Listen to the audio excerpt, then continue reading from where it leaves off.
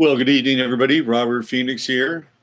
Just got to get the hair together. A little bit late. I've been out kayaking today, which is why you may see a reddish sort of tint on my face. And I'm just going to kind of hang out here, wait for people to show up. If we're lucky, we might get a few hummingbirds. They might swing by and say hello. Hey, Judy, there's Sally. What's going on, Sally? How are you? We all begin to assemble. That's right. Before we get into tonight's proceedings, hi, Suze. I was watching this debate.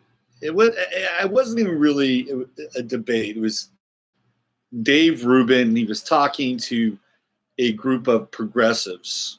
Hello, Farah. Hi, Charlotte. He's talking to a group of progressives. He got into a debate with this young woman at a college, and it really wasn't much of a debate. What's going on, JW? But every time this woman would make a point, like a really kind of important point to the audience, not to Dave Rubin, to the audience, there were these two women in the background, and they were going like this.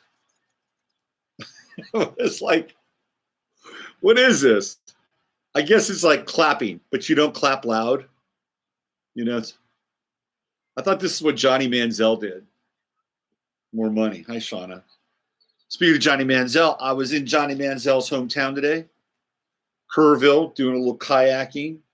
Hey, Alexis, how are you? Doing a little kayaking. By the way, I made a little addition here to the deck studio. As you can see, I've got a little planter box behind me right now. You see that? So over here, what you can't see is that is rosemary. That's a chili plant. And over here, we have some oregano. So we're kind of building out the ecosystem here a little bit. There's some interesting stuff going on. So I have a planter over here. And the birds have been knocking the millet seed into the planter. And it looks like the millet seed is actually beginning to sprout inside the planter. That's bird seed. That's fallen bird seed that is now taking on a brand new life. How about that?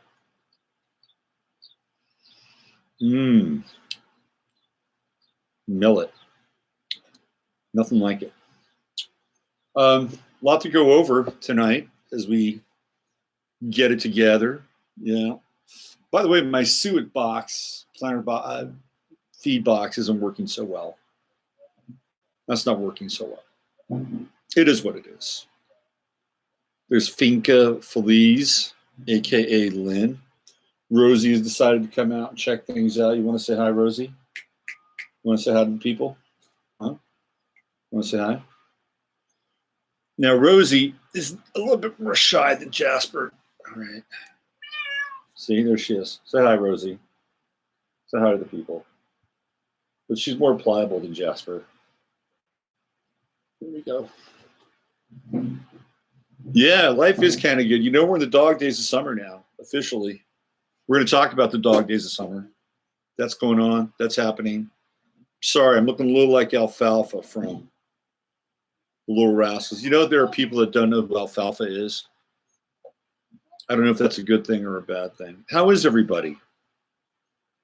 How's the post-eclipse energy going? How's that going down for everybody?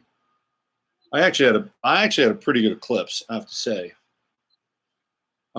Nothing really dramatic happened. Feeling better. That's good. Hi, Pono Ku. Hello, for everything going well. So the day after the eclipse, Friday the 13th, I did for lack of a better term, Austin, and I rode in there and I did tarot readings for a group of about 7-8 women with a little of astrology. Yeah, this Friday the 13th was pretty mellow, I have to say. And it was cool doing the tarot readings. Ah, there's the hummingbirds. I just caught a glimpse of one right there in the back end. Came up and made a little appearance. But it was interesting doing the readings for people. I hadn't done it in a long time.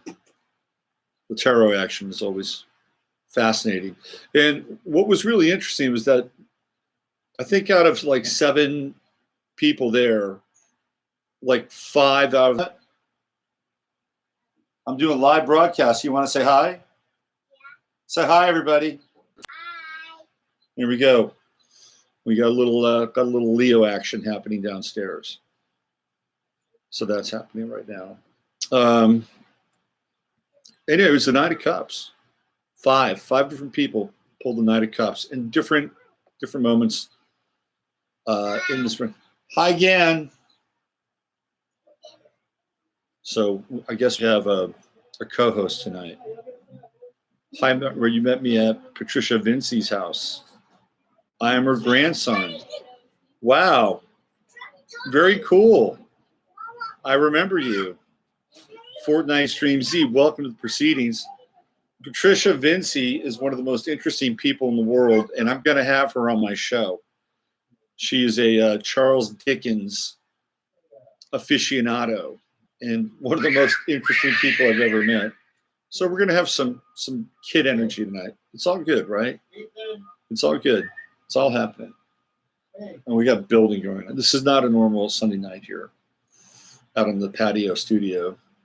Leo's will allow you to talk to us tonight. Yeah, man, your grandma is the bomb. Patricia is amazing. I actually want to interview her. I want to get her on my radio show. You will fall in love with Patricia when you hear her. So one of the things we're going to do tonight, I'm just going to check in with people about the eclipse, see how that's gone. We've already kind of done a little bit of that. If anything unusual happened, I really think the big eclipse is coming. It's the one we're going to be dealing with later in the month on the 27th. I think that is going to be the humdinger. That is going to be the humdinger eclipse. There's a lot going on. And Heather Eland and I covered that. We did a live stream together. How about traveling on the 27th? Depends on where you're traveling. Are you getting on a plane? I personally, like, people travel on eclipses all the time and nothing ever happens dramatically. I'm not a big fan of traveling on eclipses. That's just me. That is just me. Laura's flying to North Carolina. Okay, well, things happen, right? Won't happen again until 2080. Yeah, that's true, right? And we have to take into account Mars, which is going to be closer to the Earth than it's been in the last 30 years. The next eclipse will be on your sun's ascendant. I've seen eclipses change people, mostly on the sun sign versus the ascendant. Lots of processing in Boulder with a local. This is from Melody, the Roper professor, setting himself on fire a few days before the eclipse. Well, that's pretty dramatic. So Melody, who is actually a very gifted astrologer herself, who's in the chat room, just mentioned that there is a professor at the Naropa Institute in Colorado who set himself on fire. So this is a question for you, Melody. Did he live or did he die? What happened after he self-immolated? My Aquarius cousin died last Tuesday. I'm sorry to hear that. Suicide, he died. What a horrible way to go. I can only think of maybe one worse way to go. To be buried alive. I wouldn't really want that to happen. But I've been working on my Uma Thurman technique with my finger. So whatever happens, I can bust out with this finger. So I may have to actually move inside. This might actually have to happen. We'll see. There's a lot of activity out here tonight. We'll have to see.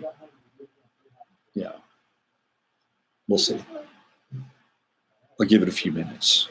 See what happens. It's not just the kids. This happens every now and then.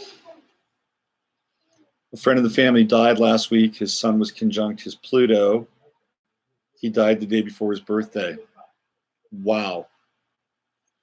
That is a pretty severe indication of a Sun-Pluto transit. His Sun was conjunct his Pluto. That's an intense solar return. It's a very intense solar return. One of the things I wanted to talk about tonight was I wanted to talk about Neptune, and I wanted to talk about madness. Okay, Neptune and madness. We're going to cover that tonight on tonight's live stream. The Trump of one Donald John Trump. One Donald John Trump, and I'm also going to look at the United States chart. Now, we're going to get into both of those. We're going to look at the chart of the moment. Spiritual madness is one of the things we're going to talk about. It is happening. It is happening. People are losing their shit. And you can find your shit once you lose your shit. That happens all the time, right? You ever lose your shit? Of course. You know, sometimes you find it and go, oh, here's my shit. I just found it, right? So you can find it again, but maybe in a different form. But Melody just highlighted spiritual madness, and that's absolutely true. There's a lot of that going on right now. And we're going to cover that in tonight's live stream. And I think a lot of that has to do with Neptune and kind of what's going on with Neptune in people's charts, the Neptune transit in the U.S. chart, and just kind of Neptune in general. You know, it's not something I think that is covered a whole lot all the time. 10 Dragon 14 says, I have Neptune in my second, and I got to say, people tell me I've lost it. Nurse on the street, weird stuff going on. I got attacked by a couple of crazy people, and someone called the cops on me for walking to my car to my home. Yep, this happens, and this is happening. I tell you what I'm going to do. I'm actually going to stay out here on the deck, but I'm going to go get a headset and a microphone, and so it'll be a lot more local. Let's put it that way. So give me 1 minute, and I'll be right back, and I'll go get the headset and the microphone because it's just too lovely to go inside here. I'm telling you. I'll be right back. Hold on.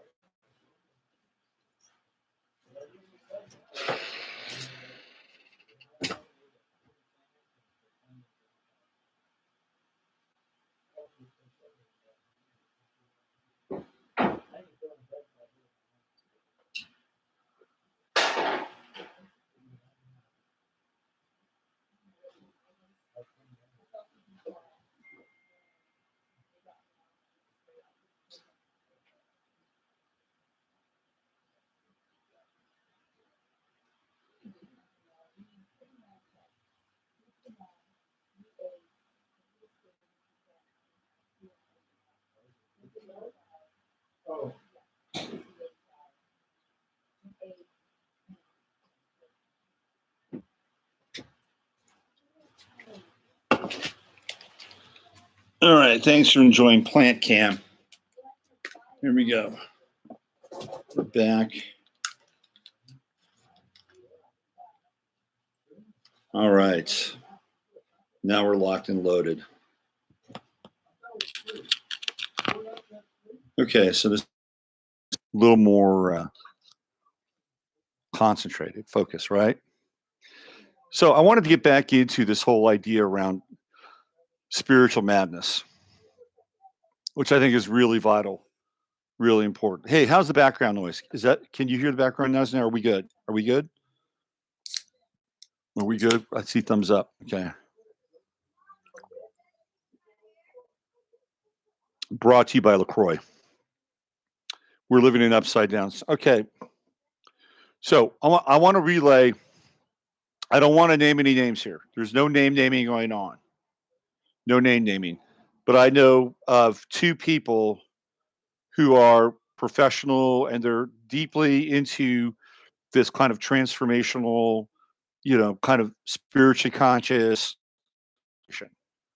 in terms of their personality, in terms of what's going on with them, in terms of what's, happening for them professionally, personally. So This is a really interesting kind of phenomenon that's taking place. And, I firmly believe that this is kind of a Neptunian function, right? This Neptunian function that's going on. Now, here's what's really important. It's vitally important that you stay grounded. Everybody needs to stay incredibly grounded right now, especially as we go through the second phase of this eclipse, and Mars being super close to the planet.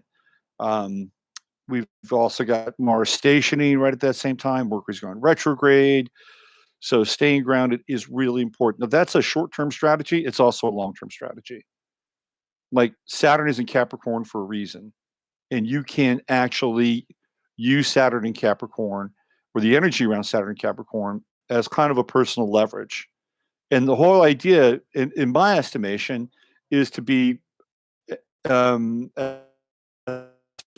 pragmatic. Being in nature is good.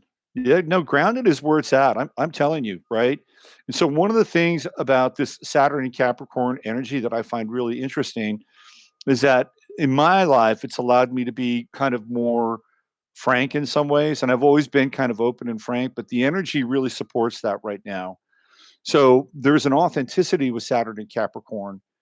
And of course, there's Pluto and Capricorn as well, sort of humming, even though they're, obviously quite a few orbs apart, but it's, and the authenticity allows you, and again, I'm just giving you kind of my prescription, my experience, my moments. And if we can really stay in the moment, really, really stay in the moment, then the moment gives us any number of options to operate from and be a part of, right?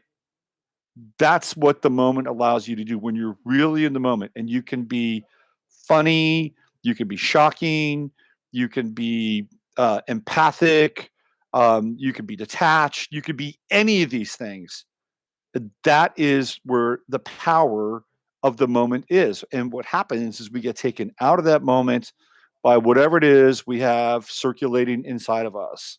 The past, the trauma, the triggers, you name it, whatever that is, that brings us out of the moment. This is basic stuff, I know. But the good thing about Saturn and Capricorn is that it really grounds us because it keeps things real. Okay. Keeping things real. So on my show, on Friday, I talked about this thing with, Patty Greer, Gaia, and sort of the big kerfluffle. And now it's looking like it's a social movement or trying to be, I don't know what it is. But one of the things that I was very clear on was that they're the best response to something like that, first of all, is don't get sucked in. Do not get sucked in. Being sucked in is not where you want to be right now. Say it's probably better to exercise a little dispassion than a ton of passion. Although passion is good, if you're passionate about a hobby or something you love or people in your life, that could be a great thing. But we have so much going on, so much misinformation, so much disinformation, all these people kind of grabbing our signals and grabbing our attention and moving us from one place to another. And it's like there's a new drop every day, right? There's a new drop every day. Do you want to get sucked into that? It's okay. I mean, follow the drops.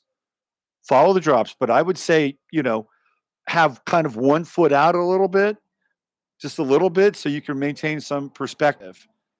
Um, the other thing too is that we've been going through, and I'm going to get kind of esoteric here a little bit. Okay, we've been going through a series of really intense rituals for like the last decade, maybe more. Let's go back to 2001. All right, 9/11, 2001. It was a ritual. It was a Gemini ritual. It was a duality ritual. It was a big time ritual. Okay, that's what it was. And we've been going through a number of rituals since then, whether it's the Grammys or whether it's the Oscars or whether it's the Super Bowl, whatever it is. I mean, these things have been big.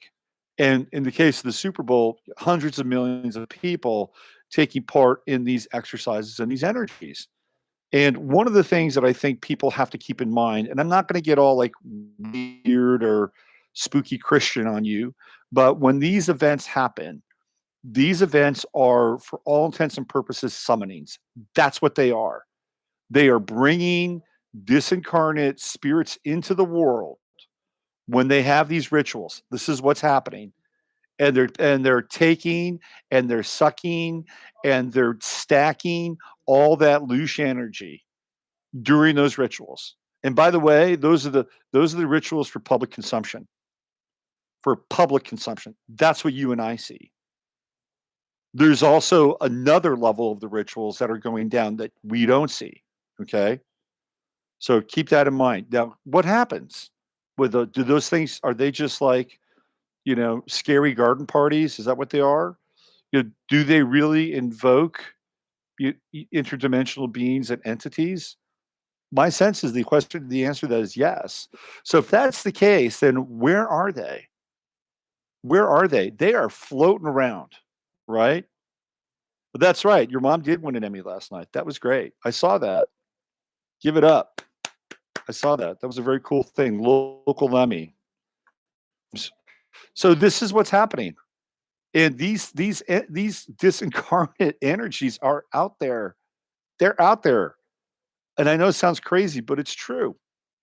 It is totally true. And so if you are in a state, by the way, unless you are in a really, really strong position, and by a strong position, like you're working with people whose intent is really powerful and profound and grounded, like I'm not sure this is a totally great time to be experimenting in substances because of the fact that we've got this kind of ocean of these entities swimming around just looking to attach and connect and do what they do, right? So I'm just throwing this out there because I've been seeing people crash and burn. And these are people who are well respected and well known. And I'm not going to give any names, but and it's because I believed their spiritual firewall has been compromised. DMT, if you want to do DMT, that's up to you, man. That is up to you. I'm not going to judge. I'm just telling you, I know what's been going on. I've seen some stuff and I've watched people implode. And I know that they've been opening up channels and there's a lot of activity out there. A lot. Yeah, a lot of activity. So I would say the best place to be is grounded. That's just my position right now. We're gonna go through a major expansion when Jupiter moves into Sagittarius. Hold on. Jupiter's been retrograde in Scorpio. People looking at their money, looking at their resources, looking at their energy, pulling back. Jupiter's going to move forward, and when it does, it's going to move forward fast. And we're going to be in a whole new sign, and it's going to be in its own sign in November, and that's going to be a time where there's going to be a lot of expansion available for people because that's the nature of Jupiter and Sagittarius, right? I get them to stay clear, and yeah, it's got to stay clear. This is a time where there's going to be a lot of stuff happening. Trust me, we are in a deconstruction phase, right? Uranus is in Taurus. And when Uranus is in Taurus, what does it do? It deconstructs structures, earth, money, money systems, people's foundations in their life. And it's not always a bad thing. It could be a really good thing, right? But if you're ready to rock and roll with it, you can invite change into your life. You can be creative. You can open up new sides to who you are, right? More authenticity, more novelty, more spiritual adventure, more expansion. It can be a good thing. But we're going to watch more and more of this deconstruction take place. It's really interesting because from a from a kind of global perspective, there are like two views going on. There are like two views of the world happening, and one of the views of the world is a friend of mine, Sharon, out in Pennsylvania, sent me a really interesting email, and it was with Douglas Rushkoff. He's an interesting guy. He's a good writer, and the story is about how he thought he was going to have a lecture with a whole group of people. And really what it was is he was flown in and he sat down with about 8 or 9 hedge fund managers. And they wanted to know, like, these are guys with huge money. big money people. Like they had domes, they had islands. They were trying to figure out how they were going to survive the event, whatever, because they were convinced that there was an event that was going to take place. And so they wanted to tap Rushikoff and say, well, how do we do this? You know, what do we know? How do is Ray Kurzweil's consciousness going to stay online with Google if somehow the world collapses, or if I have a private security force, how do I keep them in control?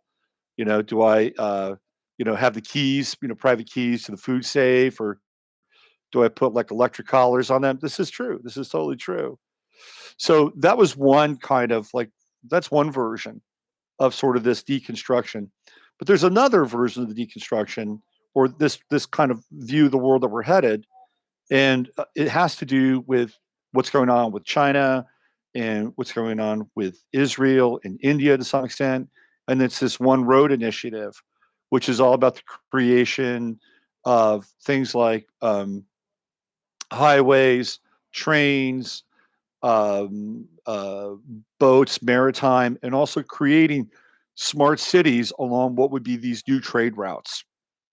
These people are not planning for the end of the world. These people are planning for the end of a world that we know, but they're not planning for the end of the world. So this is again kind of this manifestation of Uranus sort of taking shape. And those are two of the kind of more prominent versions of this. There are smaller versions. There are more independent versions of it as well, right? Excuse me.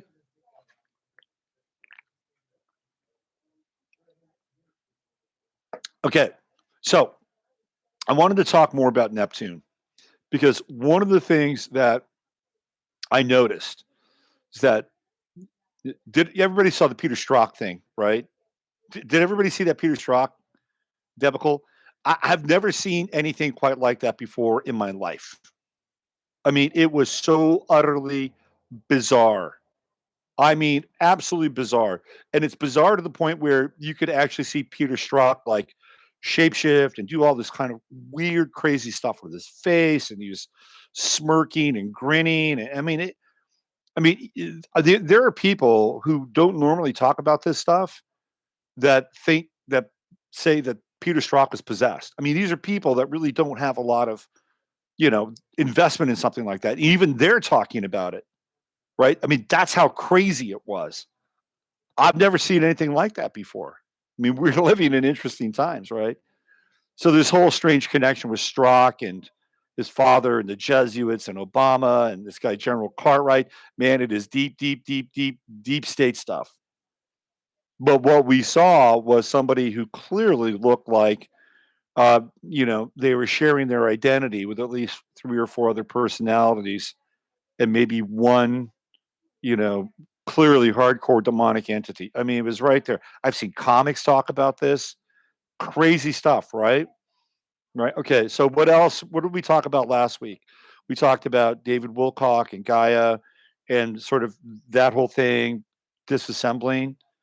Okay. So we have Wilcock and we have Strzok, and there's kind of they're in, and I talked about them both on my show on Friday. Do you want to know what's interesting? Want to know what's interesting? David Wilcock is born March 8th. Peter Strzok is born March 7th. They're separated by one day, which makes them both what? Pisces. And which makes them both what? They are dealing with Neptune. They're dealing with a Neptune conjunction with their sun. It's a little bit wide, but it's still there. Okay. That's what they're dealing with. So, um, what happens when we see Neptune conjunct the sun? We see the personality begin to get very fluid to the point where it could even disassemble. So in the case of David Wilcock, and we haven't heard from him, which is really interesting, there's the letter. So he's disassembling his identity from Guy. And I can tell you right now that Guy is doing everything in their power to keep David Wilcock in the mix. I'm not privy to any kind of information, but I know for a fact that when Regina, and this is public knowledge, okay, when Regina told Gaia she was leaving, Guy would do anything for her at that point. Before there was always like, respectful, but it's not always easy dealing with management there. And once she said, I'm leaving, boy, did they want to roll out the red carpet? And right. Did I read the letter? I have not read the letter. People have said, you want to see it? I said, no, I don't. I'm not really that interested in reading it. But did you read it? Did you read it, Lynn? Did anybody here? Why don't I just go find the letter? Let's read it together. Let's do that.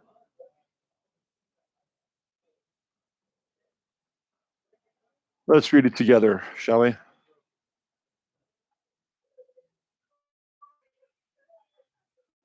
All right. Let's see what we got here. Give me one sec. Friends of David Wilcock say he resigned from Gaia TV. David Wilcock resigns. Let's see. Let's see if I can find. This is on Stellar. I think this is Jimmy Church's thing, if I'm not mistaken. Stuff. Let's see what we got here. Let's see. Letter, is it real or not? I copied this from an online group, not my source. Okay, so here's the letter. Dear Brad and Kirsten, this letter is to inform you that I will be resigning from Gaia at the end of my term and requesting that I be allowed to exit before, the sooner the better, for reasons I will now explain. As I state later in this letter, I do not wish to discuss this verbally, so please let me know in writing if my request will be honored. This will have been nearly 6 years of service, the equivalent of getting a PhD, had I been doing this work for college credits. I appreciate all that you've done for me in terms of getting my work out there and without censorship, at least up until the most recent term. I've become profoundly uncomfortable with almost every aspect of this work environment and management structure, particularly as of FY 2018. The company as a whole seems to be having a severe psycho-spiritual crisis. My reasons for withdrawing are multifaceted. Out of a sense of respect, honesty, and self-preservation, I will share a few of them, though it ultimately is not a requirement that I do so. First of all, let me say that the so-called Gaia employer movement has nothing to do with Corey Good nor with me. I have no idea who these people are. I have no idea why they asserted that Corey and I were both going to be leaving. They made that up. Leaving this job was only a last ditch resort until I saw the scope of damage that my reputation is now suffering. Okay, one can say that David's reputation might have been damaged a few times before this. Just saying. Not a hater. The predictions not always coming true. Just saying. They also bear similarities to the nature and spirit of the many complaints being made by the Gaia employee movement, which is a condensed version of what we also see in secure online forums such as Glassdoor. The reason why everyone is yelling in your face is you. It is not a problem with them. I refuse to pretend otherwise any longer.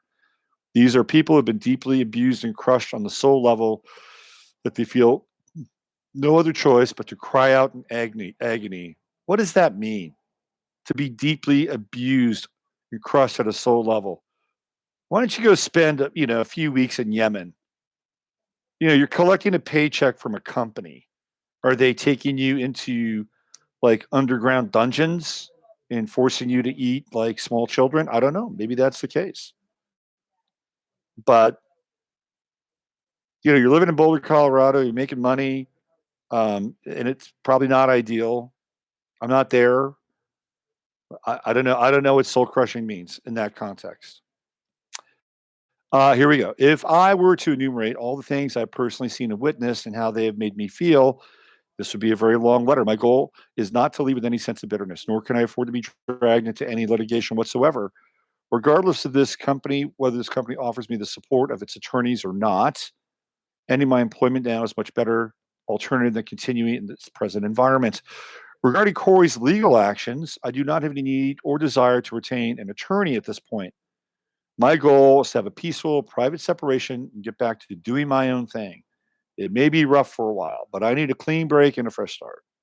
I have willfully ignored an enormous number of offensive, disrespectful, and abusive situations in order to do this job the last 6 years, primarily out of a sense of financial dependency. That was my own weakness. Well, David, maybe you shouldn't have wound up living in a house in Malibu where you were paying upwards of what, $5,000 a month in rent or 10,000. I mean, he had, I don't know if he's still there, but he had a house in Malibu he was renting. It was very expensive, very pricey. You have less of a financial dependency if you're not playing cool guy in a house. I get it. Maybe if I don't know, maybe I'd want to do it. I'm just saying. Okay. This is my own weakness. We all have them. As I needed to time to grieve and take it easy after a devastating 7-year ordeal with my physically violent ex, which overlapped with my first 3 years on this job. Wow. I am now being overwhelmed with emails and written comments from people who've heard about the Gaia employee movement, and they are very upset about what they are learning. They are demanding that I leave this platform immediately. I can provide many examples to prove this point upon request. The level of anger and disgust I'm seeing in any one of these letters is deeply troubling. This is already starting to cause me significant career damage. It will get far worse if I don't do something about it fast. In the post Me Too era, this issue has explosive, devastating, and inevitable potential to do harm. Entertainment companies have never before been so vulnerable to public uprisings and whistleblowers. This is uncharted territory and is very dangerous. It's true. What is he saying here? I mean, he's saying one thing and then he's saying another thing, right? So I think he's talking about his own personal relationship with Gaia, but then he's also talking about this uprising, this Gaia employee movement thing, which apparently is taking place, and it is kind of dangerous. And we're going to see more and more of this. And I talked about this with Saturn and Capricorn. I talked about it. We're going to see strikes. It's already happening. We're going to see kind of more, occupations of public spaces, maybe even corporate spaces.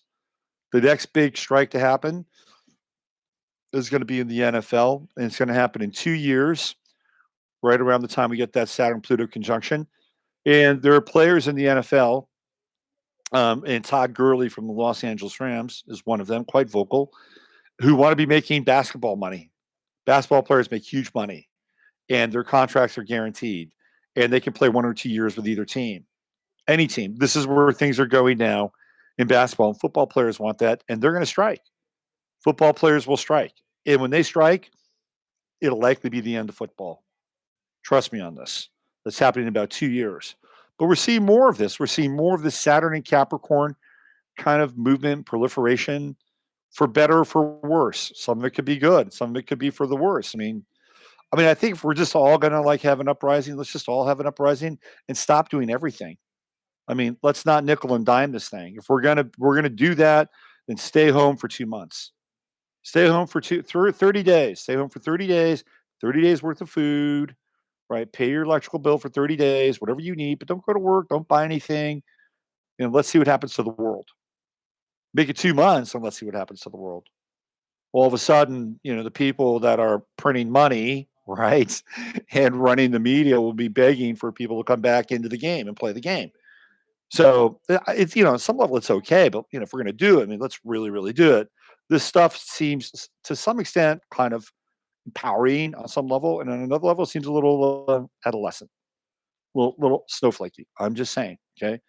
All right. The YouTube videos about this are proliferating. They cannot be silenced thanks to people's First Amendment rights. If you were to try to stop them, it would get much worse at a much faster speed.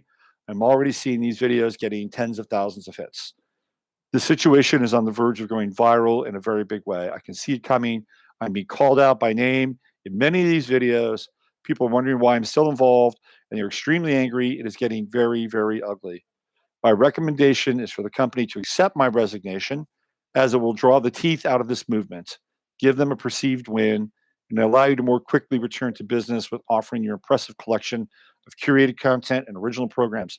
Otherwise, if I were to remain affiliated, the heat will grow exponentially. If I retain the job and refuse to comment, the damage to my career and reputation could be nearly total. I have to look out for my own future. Your team had Tucker Collins send my wife a letter, which effectively amounts to a request for me to take your side in the battle, in this battle in the public eye, including video appearances. That is not something I wish to do, nor am I capable of doing. Why? Because several of the things that the Gaia employee movement, GEM, has been saying are absolutely correct based on my firsthand eyewitness experience, which I do not ever want to share with the public. The company also attempted to upload a video to my YouTube channel that aggressively promotes Luciferianism, namely Season 1E1 of Ancient Civilizations. Even while Gaia supposedly has a policy of no religion, at least my fellow colleagues and me, I was tricked into participating in a very religious program that I do not want to have any affiliation with. This show is literally saying that God is evil and Lucifer is God, who ahem also happens to be a reptilian alien. Seriously? How would this look if it all got dragged into the public eye, especially in light of overwhelming online movement called Pizzagate? Eh. Millions of people are now working to identify Luciferian elements in our society, and they are murderously angry about it. This is easily proven by the fact that Edgar Madison Welch walked into Comet Ping Pong in Washington, D.C. on December 4th, 2015, and fired his assault rifle. He was sentenced to 4 years in prison. By the way, I think that event was bullshit. I think it was bullshit. I think it was a total setup. Some have debated whether these Pizzagate claims are grounded in reality or not. But that does not change the enormous danger that political activists in this arena are now posing to the accused. The potential damage of my career, he brings that up again, reputation and physical safety from the existence of ancient civilizations on the Gaia network is massive, as I've been very outspoken in the public eye against Luciferianism and will continue to do so. Okay. Even worse, I had already written several investigative articles about Pizzagate at my own website before Ancient Civilizations was released, making it clear that I believe these claims are largely based on provable facts. The Ancient Civilizations show went forward on the Gaia network despite my public attestations of the evidence that pedophilia, human sacrifice, cannibalism, and Luciferianism are being practiced in elite circles. I thank God, the authentic Christian one, that this show did not get popular. My unwilling appearance in a show with this content could actually lead to someone attempting to murder me for religious reasons, just as it almost happened at Comet Pizza. That Comet Pizza event was bullshit. I'm telling you right now. I already discussed this very serious threat against my life with Melissa Tittle, the producer of Ancient Civ, immediately after the release of the first tranche of episodes. In a very heated 1 hour phone conversation, therefore, the company was apprised at the very beginning that the Ancient Civilizations program was promoting Lucifer against my strong verbal request to the contrary and in complete disregard for my personal safety. Nonetheless, the marketing and production of this Lucifer propaganda has continued unabated. The second season went lighter with it, but most will begin with season one. This is why I'm not willing or able to allow Gaia access to my YouTube channel ever again. All sense of trust and honor has been destroyed. That video was minutes from going live before I caught it and stopped it. The company is well aware of how I felt about the show. Had I had enough, okay, I'm going to stop here because this thing goes on and on and on. It's like it will take up the bulk of my show if I continue to read this letter. So that's the gist of the letter. Okay, so we've read about half of it. David is covering his ass. Okay, he's covering his ass.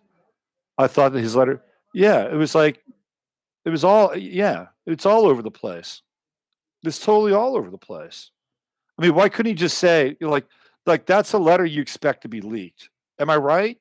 Why can't you just say, hey, I'm done? Here's the reasons why I'm done. I'm finished. I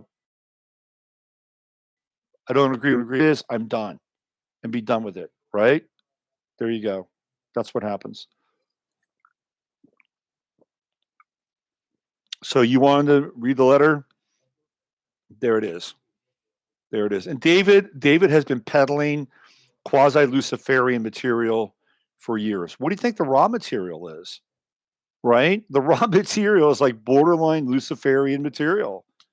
I mean, that's I mean, it's interesting stuff, but it's certainly not Christian. The raw material is not coming from that is channeled material, right? The law of one is channeled material. That's not coming from a Christian God. Am I right? So look, the heat is on. He decided to jump out of the frying pan. That's what he did. He's a Pisces. Neptune is conjunct his sun. Peter Strzok, Neptune is conjunct his sun, and we're seeing the disassembling of personal structures, especially people who are in and around between like 9 and 15 degrees Pisces. It's called survival. Well, sure it's survival. I guess it's survival. I mean, we all have to survive. We all have to live. I mean, he's got a CYA moment. Sure, he's a cover your ass moment. I get it, but the letter was leaked, right? It was a leaky letter. Well, David may have to, find a new thing. It'll be interesting to see what happens to him. I'm sure there's a Discovery Channel or Travel Channel or some channel out there that will wind up giving David his own show. That's what I think. That's my 2 cents. That's what I see, not authenticity. Um, that double secret life bit hit him in the ass. Got to be real honest. Look, I'm going to tell you, okay, I'm going to be straight up, okay? I'll be straight up, and then we're going to move on from this Wilcock thing because I don't want to feel like I'm a troll here, but I know for a fact when I was there, okay, when I was there the last time, really kind of there around 2016, I had heard that David ran out of material. Okay, I'd heard it. I'd heard it. And they had to find new stuff for him. That was in 2016. He ran out of material. So that's what happens. I mean, you just do this stuff all the time, right? And how much new material can you unearth and be novel with, and and repackage and synthesize? It's very difficult, and there's so much kind of quantum. Like they talk about machine learning with Google. Well, we're going through our own version of that. Like there's so much immersion happening with YouTube and all the various channels and Twitter and Facebook. We are going through this deep immersion right now, and we're changing in ways we can't even like quantify. We can't even quantify it. So, that's a really kind of mind-blowing process that's taking place. And it's taking place independent in a lot of ways. Like it is really decentralized. It is a decentralized process of evolution. And we're all part of it. Maybe David fed into that with his material, but machine learning is when AI is flooded with all these different variables, not just trying to figure out how to do a task, but things that are related and tangential. And the next thing you know, AI starts to do things that it never knew it could do before. So this is kind of where we are now. I just thought Straw and David Wilcock were born. I think Straw is 3 years older than Wilcock. I think Wilcock was born in '73, and Strzok was born in 1970. So they're kind of in the same time. Actually found his wisdom teaching series much improved at lots. Yeah, I think he's growing up a little bit. Most men don't mature until they're in their 40s, and that's a fact. Um, yes, he did. Look, I'm not bagging David. I'm just telling you, I'm not bagging on him. Like there are people that got a lot out of David's stuff. And he was really, really good at processing and putting together and synthesizing ideas. And David is really bright. He's a bright, bright guy. I'm just telling you that when I was there in 2016, I had heard that they'd ran out of material. And I'm just telling you what I heard. Okay. Okay, so why don't we move on? I don't want to slam. I don't want to get bogged down in the weeds there too much. I just thought it was interesting that they both those guys share the same sun sign separated by one day. Okay, so what I want to do now is if you go to my chart, if you go to my website, robertphoenix.com, um, I've got two charts up there, and one is Trump's chart, and there's some interesting stuff going on in Trump's chart, which I want to talk about. And there's also the chart of the United States, which and this again, I use the Sibley chart for the United States, and I'm doing transits now with the United States chart. So why don't we go over there? Go to my website, robertphoenix.com, and we'll be able to punch up Donald Trump's chart. Okay, so here we go. Look, I'm sorry. I know the David is a really polarizing figure. Some people are really into him and love him, and some people don't want anything to do with him. I'm kind of in the middle ground, and I'm not here to troll David Wilcock. But I see them. His prediction record was not great, and I certainly am not into the Edgar Casey thing. I hope he evolves. I hope he finds more wisdom, and I hope he becomes a better David Wilcock. And I'll leave it at that. All right. So let's go to my website, and we're going to check out the Trump chart. Okay, so right now, sort of the big movers and shakers in Trump's chart.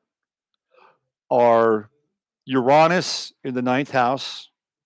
Now, Uranus has already been in the ninth house in Trump's chart. It's been there for about the last year and a half to 2 years when it went into the last 9 degrees of Aries. About 2 years ago, went into his ninth house. But now it's in Taurus, and it's actually rising, right? Uranus is ascending in Trump's chart. And the ninth house is foreign countries. It's overseas entities. In Taurus, it's economies. So this is a really interesting kind of piece as it has to do with what? Tariffs and trade and money, hard assets. And Trump is being a Uranian figure for better or worse with this energy up in the ninth house. He's disturbing the global economy, is what he's doing with Uranus moving, and it has to do with foreign entities. China, trade war with China, cut off the deal with Iran, trying to isolate Iran. As a result of that, oil has gone into, a weird vortex, right? Now, also as a result of that, you've got other countries that are kind of pulling out of or trying to pull out of using the dollar as a reserve currency. Now he's talking about how Germany buys all of their fuel from Russia, which they get a lot of it from through Gazprom. And so Uranus is up in Taurus in the ninth house, and Trump is just dropping economic bombs, economic Uranian bombs all over the planet. So what he's doing, that's what's happening with Uranus there. And for better or worse, right? For better or worse. Now, what's really interesting, there's a few astrologers in the chat room here. So I want to pick your brains about this. I want to ask you about it. Now, of course, Uranus is going to go retrograde and it'll move forward again. It moves forward next year. And then it just keeps moving forward at that point. I mean, well, of course, there'll be another retrograde, but it's going to be in Taurus after that point. And it's going to start to begin to sextile his Mercury, his natal Mercury in the 11th house. So this could be very interesting for Trump in terms of like creativity, being even more improvisational, having kind of lightning quick intuition. And it will, unless he gets, taken out. And there is a possibility that Trump, okay, I have to qualify this because we're going to look at this. And I think there's an aspect here that I'm staring at with this chart that puts Donald John Trump in more peril than he's been in a very long time. But I want to finish this Uranus piece because it will be moving forward and beginning to sextile his natal Mercury if he stays in office for another 2 years. And the result of that will be very interesting to watch. Whether you like Trump or not, from an astrological perspective, he could make some very quick, fluid, fast decisions. And they will be economically related. Okay. And he is, for better or worse, Trump is a person who is connected to group consciousness. And of course, we see it, right? We see how hated he is in a place like England. Hello, there's Uranus in the ninth house. He's stirring things up in England. He told Theresa May to sue the EU. Of course, he also had a 10,000, 10,000 strong parade or protest against him on the streets of London. And did you see the people? They're not your typical kind of, you know, uh, UK version of MAGA heads. No, these people are, they're out there, man. They're creative, they're wild, they're Uranian. So he was met by this Uranian force. So he himself is displaying a Uranian force when it comes to economies and security in countries overseas. I mean, think about NATO. Like NATO's supposed to have Western Europe feel very secure for whatever reason, whether it's against the Russians or whomever, right? It's their kind of aggregate global army. What does he say? He said, well, you got to start paying up or we're going to pull out. And again, it's monetarily related. It's Taurian. So this is fascinating, absolutely fascinating to watch with his chart. Now, of course, 7 years from now, and he won't be in office 7 years from now. We know this for a fact, but 6 years from now, well, who knows? No, he might. You never know. Trump. We all think that he might like leave in 2 years, possibly because he's got the Saturn opposition, or he might leave in 4. Who knows? Maybe he leaves another 10 years, 12 years. The way Trump is kind of fascinating. More than kind of, he's totally fascinating. How many people do you know, unless he's a complete robot, how many people do you know could take that abuse? I mean, the guy takes a huge amount of abuse every single day from the press, from the comedians, from witches, from the left. I mean, the guy takes abuse, and it's a fascinating study in endurance, like armor. And again, maybe he's a robot. Maybe he can do that. Maybe he's got the program. Maybe he's a robotoid and has that program to override it. But if he's not, it's kind of impressive, I have to say. Whether you like him or not, it's still kind of impressive, or agree with his politics or not. So this Uranus sextile to, but let me get back to the fact that he is a collective person. First of all, he's a Sun Uranus conjunction. Uranus rules Aquarius, right? Got the true node right in there. And everything is ingressing into his 11th house, which is a public and collective space. He has Mercury in the 11th house. He has Saturn in the 11th house. Venus Saturn conjunction in the 11th house. He is a collective being. He is a social being. That's the nature of the chart. So when that Uranus sextile comes in, we're talking towards the end of next year, really comes in, keep your eye, if he's still around, and this is the caveat, if he's still around, keep your eye on what happens in some of the social reforms that will be made about a year from now. Just keep your eyes on the prize. Okay. So down here in the sixth house in his chart, he's got transiting Mars. Okay. Mars in the sixth house is, guess what? Open enemies. It is the aspect of open enemies. And it's retrograding in Aquarius. And it goes all the way back to, what are we talking about? 28 degrees Capricorn. Okay, 28 degrees Capricorn. And then it's going to move forward, and he's going to, so that Mars stationed at 9 degrees, 1 degree opposite his natal Pluto in the 12th house. Now, I wonder what would have happened if Mars actually stationed at 10 and then went backwards. But he's got to have one more opposition to Mars. Let's get this up on the screen here. I think this is a really important sort of piece. Let me get in here.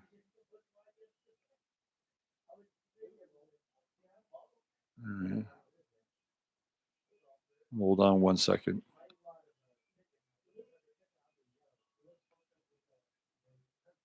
All right. All right, here we go. Oh, come on now. All right, here we go.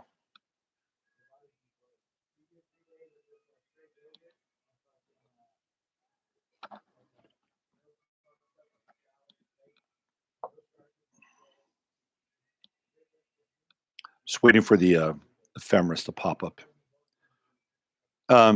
Here we go. All right. So what we want to look at is Mars at 10 degrees. Now, do I think something drastic is going to happen to Donald Trump? Probably not.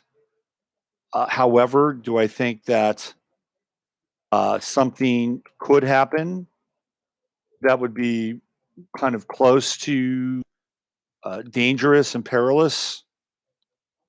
Absolutely. All right. So here we go. All right. Mars, Aquarius at 10. All right. So circle this date on your calendar. Circle this date, October 10th. Now, that Mars will go into opposition very tightly from the 6th, which is at 8 degrees, to the 12th, which is at 10. So on the 10th, it will be at 9. On the 11th, it'll be a 10, and on the 12th, it'll be a 10. That is a Mars Pluto opposition, with Mars being in the 6th house, again, classically, the house of open enemies. Okay. So Trump has some interesting energy that he has to deal with as a result of not only this aspect, but things that have been building. I mean, the aggression is getting greater and greater. And it's almost as if he feeds off of the aggression. I've never seen him be contrite or apologetic at any point along the way. That is not in his playbook at all. That's Mars. He feeds off of conflict. He's got Mars and Leo pretty much on the ascendant. The closer he gets to Washington, the more that Mars hits that ascendant. But this will be interesting, and he's going to have that Mars opposition because his Mars is at 26. And he's going to have that Mars opposition, which is another challenging kind of aspect, right? The Mars, I mean, that's conflict. That's very heated conflict. And it's just about to go into his 7th house at 26 degrees Aquarius. And that's going to happen at the end of, where are we? Right. So that's going to happen 26 Aquarius. Oh, that's really interesting. That's interesting. That would be the second anniversary of the election, which would be 11. That's a Friday, 11/9. Trump has the Mars opposition, which he kind of had on election night, right? You go back to 2016, it concede. I think Mars is at 0 Pisces later in the day, so he didn't quite have it then. But this um, November, this November 9th, he's going to have that Mars opposition. It's explosive. Trump is running the gauntlet. He's running the gauntlet.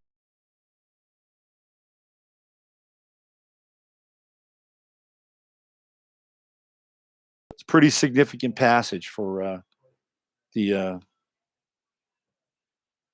head of the country. Let me just check in with everybody here. How are we doing? 11/11, big parade. I think he knows way more than we understand with the primaries. Kind of, I think he'll survive, but usually bump into a fail. Yeah, I think there's going to be an attempt on his life. That's what I think. Between now, good night, Zero Dragon. Between now and November, I think there's going to be an attempt on his life. Attempts. Putin are not the bad guy for real, just playing the part, all part of the game. Who knows who anybody is right now, right? A lot of people are really into the fact that Putin seems to be, really into this Reformed Orthodox Church. But then you follow Putin, and he's always playing, footsie with Shabbat Lubavitch, who tend to be very heavy into, you know, into stuff, right? I mean, they're like their own version of muscle power and mafia. Charles Trump may actually light the fuse with huge social change. Political act is absolutely revolting. I agree with you. I think this Uranus Mercury sextile is going to be very interesting. And we are seeing a revolt when it comes to political correctness and thought forms. And I'm all for it, right? I'm all for people being able to be open and honest and have a conversation with everybody's fuse getting lit. Do you think his handlers are happy with his activities or feel he's a threat to the deeper agenda, whatever that may be? I think Trump is a wild card. I think he's a wild card, and I think people that are playing ball with him know he's a wild card. And you cannot be a wild card you cannot not be a wild card with that Sun Uranus conjunction in Gemini. He's a total wild card, and I wouldn't trust him. But I would also, I saw an interview with Bob Johnson, who's the owner of BET, right? And it was on one of these kind of Yahoo business programs, and they asked him. It's one guy. You could tell he was kind of a dyed-in-the-wool progressive. He said, "Would you do business? Would you do business with Donald Trump? Would you do business with Donald Trump?" And he's like, come on, man, if you do business with, you're a bad person. You're essentially agreeing to the fact that, that he's a racist, a homophobe, a bigot, misogynist, all these things, which I really don't believe he is, by the way. And he said, yeah, I do business with him. I'd want to have the deal on my terms, but I'll do business with anybody, with the deal on my terms. And I thought, well, this guy is clear. Of course, he's worth probably a couple of $1 billion. He started Black Entertainment Television, but he wasn't invested in any emotion. He was like, yeah, I'll do business with the guy as long as he's in my favor. Right. But you could tell none of these people really trust each other. Trust is a luxury at that level, right? There's loyalty and there's trust. Two different things. Loyalty is earned. 9/11 truthers going to have their day. I would love for 9/11 truthers to have their day. Love it. I think you might be right. I think there's more stuff just keeps bubbling up with 9/11, and I would love it. I would love it. Trump is invested into it up to a point, but he also has a lot of asses he has to cover with 9/11. Remember, he's good buddies with Larry Silverstein. Okay, keep that in mind. Would he sell him out? Well, if the deal was in his favor, of course he would. Of course he would do it. Uranus also represents in his ninth house what's going on in North Korea, right? Dealing with nuclear stuff, uranium, ninth house, Iran, uranium, North Korea, nuclear weapons. But just as things could happen quickly, we can see that they can disassemble just as quickly with Uranus in the ninth house as well. So he's going through that. Very interesting. Keep an eye on him between now and November with these Mars transits, because if there's anything that's going to happen to him in a very drastic way, if there's an attempt on his life, it'll happen between now and November, particularly when Mars is in opposition with his natal Pluto. I think that's when he's at his. Imagine the effect on the upcoming elections. Get a free Jade is really a different person. What he's really a different person. He says is really a different person when he was reelected. Who is that now? What do we have? What are we talking about? Putin. Putin. My God. How many Putins are there? It's probably about 4 or 5 Putins. Who knows? Who knows with these people? Okay. Hey, look, let's go to another chart. And let's check out the chart of the United States. And I wanted to bring some stuff up here with this chart. That's also on my website. And so one of the things that I think is really interesting about the United States chart in general, right, is again, I'm using the Sibley chart, which puts it at Sag rising. And I think it actually, fits in a lot of ways. Some people have it as Gemini rising. You can make a case for Gemini rising chart. I've seen Scorpio rising. I don't think so. It's either going to be Sag or Gemini. I'm going to go with Sag. And as a result, there's a lot that lines up here. We've talked about the moon in Aquarius and the relationship with kind of the perpetual revolution. But I wanted to focus on the fourth house with the home of the United States. And that fourth house is right at 25 degrees Pisces. Now, most of it is Aries. You can see where Chiron is in Aries. And one of the reasons why I think this is a fit is because one of the things that we've had to deal with in this country is Chiron and Aries and violence, to some degree, gun violence, violence on the streets. I mean, it's in the fourth house. It is in the home, right? It is the wound. It is the wounded male, but it also represents out and out violence and the wounded in the country. But it's the IC at 25 Pisces, which has really been getting my attention, because this is where, in a lot of ways, right, this whole idea that this is a great melting pot, it's a very Piscean idea, because all 12 signs are in Pisces and all the rivers of the chart flow into the 12th house. And so the fourth house becomes this huge melting pot where all these different people from all these different backgrounds and all these different places can be assimilated into the fourth house of the United States. Theoretically, what happens after that? Well, they get assimilated. Here comes Aries. get your ass to work, right? I mean, that used to be the part of the American dream in a lot of ways. And you can actually see where Taurus straddles both the fifth and the sixth house, which is why we work so much in this country.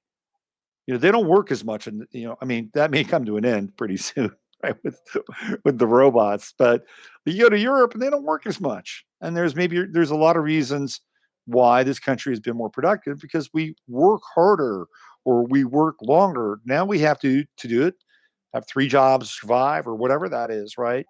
But we look at the fifth and the sixth house.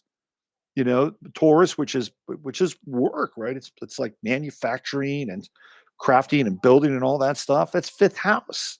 It's like we get enjoyment out of that, I guess.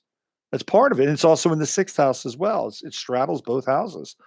I think it's a really kind of interesting aspect and one of the reasons why, from the chart's perspective, why we might work so much. Bottom line, right? Well, Uranus is in there, and we're going to see some significant changes around pleasure, around sports, around a lot of stuff. A lot of things are going to happen.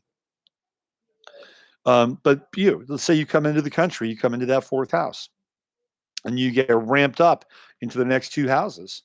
Aries, get it together, find everything, get involved, and then boom, you work, right? Theoretically, that's how it works. But now we have this Neptunian. It started really with Chiron. And if we go back and we look at the last degrees of Chiron, which were in Pisces, and that was happening in January, February, March, right around there. You go back, you look at March, you go back to February, January. I mean, we've been dealing with Chiron for a while, and that's when we get into this whole piece around immigrants, refugees. This again, it's the wound. We're seeing like part of that happen again with Chiron in the fourth house. Oh, children are separated from their mothers. Fourth house. That's another effect of Chiron. But here comes Neptune. When Neptune gets within about 3 or 4 degrees of that IC, we're talking what about 2 years from now? This border thing, it very ways. And if you go out and look at what's happened here, what is it, 2026, something like that?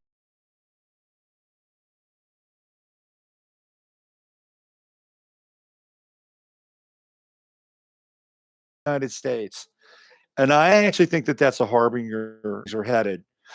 And it's right around that time that Neptune is finally going to be right there at the IC and maybe even at the final degrees of Pisces.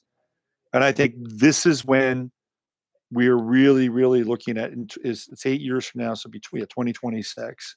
But that's when Saturn is, clearly going to be, well, Pluto's going to be in Capricorn in 2020. I'm sorry, Aquarius in 2026. It's a big change, big, big change.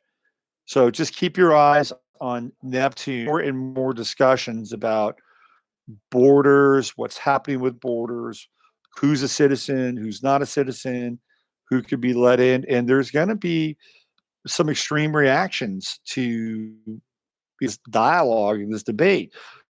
It's the nature of Pisces. You really and it's about something, or it can just be kind of lost. It is a sign of extreme duality. Okay, so I just wanted to bring this up and just keep your eye on Neptune and try to wrap your head around. We're also going to go through this Neptune opposition right around that same time. So about 2 years out from now, Neptune is going to oppose natal Neptune, and I think that's when we're going to be into that Saturn conjunction with Pluto. It's going to be a big deal. 2020, that is the year, boys and girls. That is the year. Just circle that on your calendar. 2020. Yeah, we should do. Here's what I think. Here's what I want to do. I want to get together. I want to do like here's what I'm going to do. I just decided this. I want to do a webinar, and I want to get like maybe 3 or 4 people from like other disciplines, and we're just going to all look at 2020 and see what happens. And I'm not even sure we'll charge for it. That would be kind of a cool thing to do. Have somebody from astrology, have somebody from say the blockchain world, have somebody from the Agenda 2030 world, and just like pull this together and kind of remote view 2020. I think that'd be a cool thing to do. All right, let me check in with everybody to see how everybody's doing. Let's see. Unbearable buffering. I'm sorry about that. Okay. Over 20 gigs, they step on the hose. Okay, so why don't we do this? Vince Foster murder. Did Kevin? So apparently, Kavanaugh. You have Kavanaugh. Apparently, Kavanaugh was in on the Vince Foster thing. He knows where the bodies are buried. Kavanaugh is a company dude. He's a total company dude. Okay, tell you what. Next week, I'm going to try. Here's what I'm going to do. I'm going to bring a modem. I'm going to get another modem installed so I can have a direct access and port right into the modem, and the buffering will be much better, or much. It'll be okay. Kavanaugh gives me the creeps too. Gives me the creeps as well. Okay. So any questions? Any questions? How's everybody doing? Any questions with anybody? Hopefully the buffering will be better in the replay. Okay, there's Shari. All right. I think that's it. Why don't we wrap it up tonight? I think we have a lot that we're dealing with post eclipse. I think and it's good stuff. There's two grand trines were happening. So there's a lot of good stuff, a lot of potential for integration post eclipse. And get ready, because I think the next one is going to be a bit of a white knuckler. We're looking at a week ahead of that, maybe 10 days ahead of that, in a 10 days. No astrology for the summit. When is the summit? When is the summit? When is it? The Trump summit with Putin? When is that happening?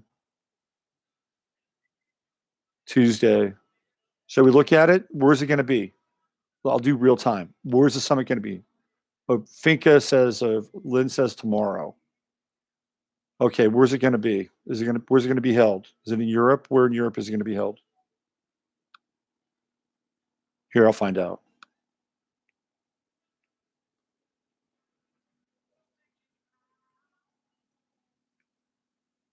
It's going to be in Helsinki. Okay. So why don't we cast a quick chart? Tell you what, why don't you guys cast your own chart for the summit? Let's find out when it starts. There's protests there. Of course, Uranus in Trump's ninth house. It will be the most surreal U.S.-Russia summit in history. I believe that. So let's see what we got here. Let's find out if we get a time.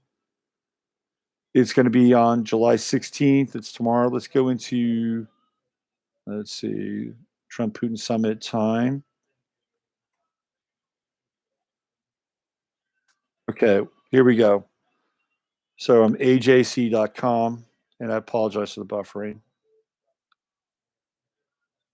Let's see what we have here. So it's going to be 1:15 Helsinki time tomorrow. Helsinki.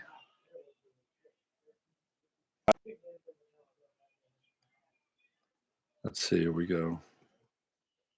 Helsinki. All right.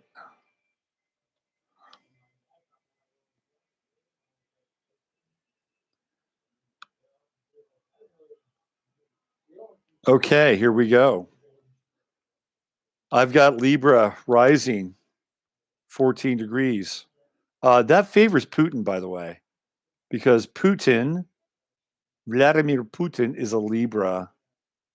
So that would favor Putin, certainly, with this starting on his ascendant. The sun is going to be in Cancer at 23 degrees. I'm sorry, in the midheaven at 23 degrees.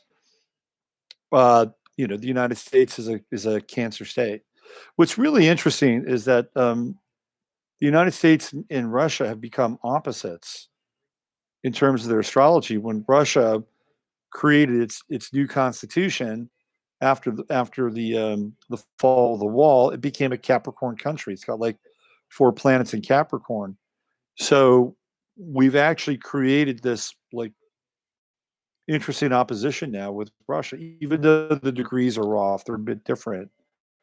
Corn in the politics game, via astrology, the United States would have the upper hand starting tomorrow.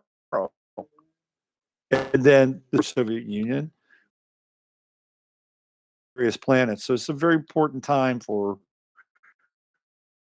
sign Libra on the ascendant. Well, that doesn't mean that Trump will be, and his sun and his Uranus and his true node will be in the ninth house, which is actually a really great placement for him, even though he's a Gemini, and sometimes Geminis are much better on the streets of New York than they are in foreign countries. And that's just a fact, Jack. Trump is much better at dealing with the world around him, the 10 or 15 in kind of a big way. Jupiter is going to guarantee they're going to be talking about money. They're going to be talking about money and petroleum. That'll be a big deal. That'll be a keynote of the discussion.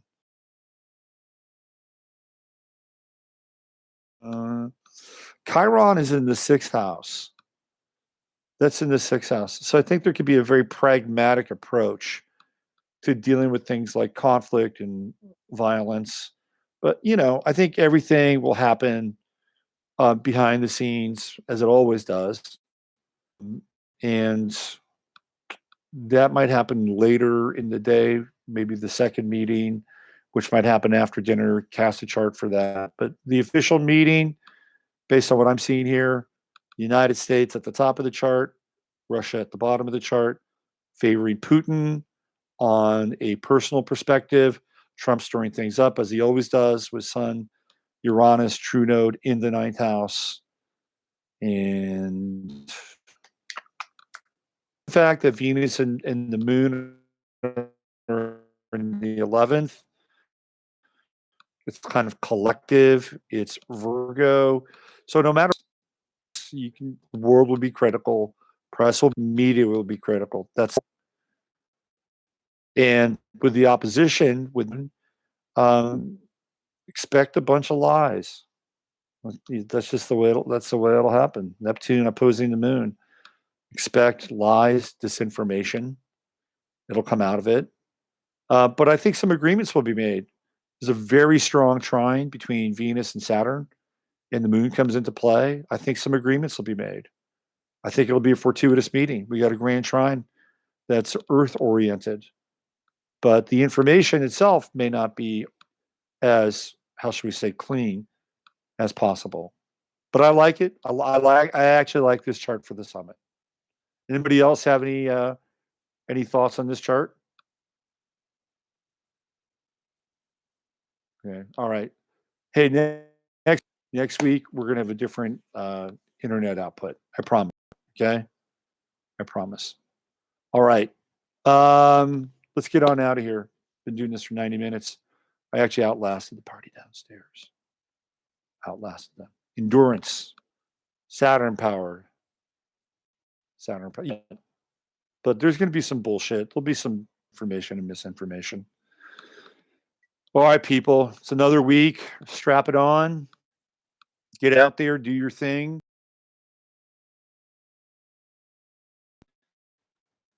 Keep your heart open. Authenticity to the best of your ability, and stay grounded. And I'll double down on the stay grounded. Rob the way and hang out, and I do that Friday forecast, and that's it. God bless you all. All right, use your head to discern what's real, your heart too simple as possible. I'm Robert Phoenix. We are officially ending this version of the live stream.